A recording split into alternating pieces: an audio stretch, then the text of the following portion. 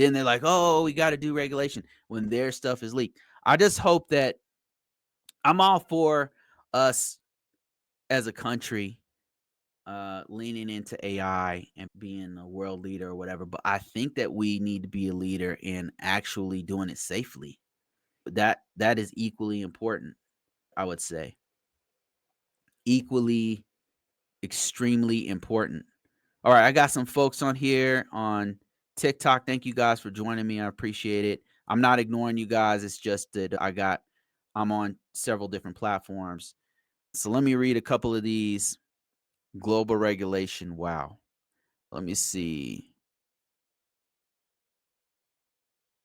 It says, "Oh, hey, this is what I do. You a DoD contractor?" Yes, I'm in between jobs right now, but I'm a DoD contractor. I'm on my actually, I have a job. I start real soon.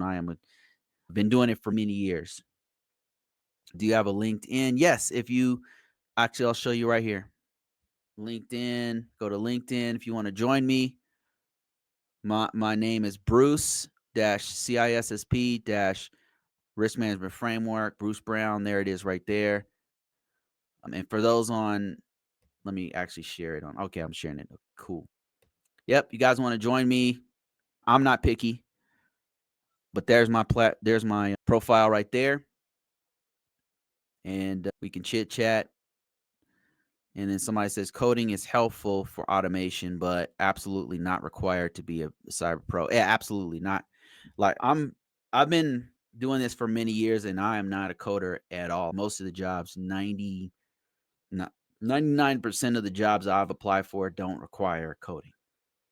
They might mention like scripting, like they want me to know some scripting, but that's some very few jobs, and most of the jobs I've had didn't need it at all.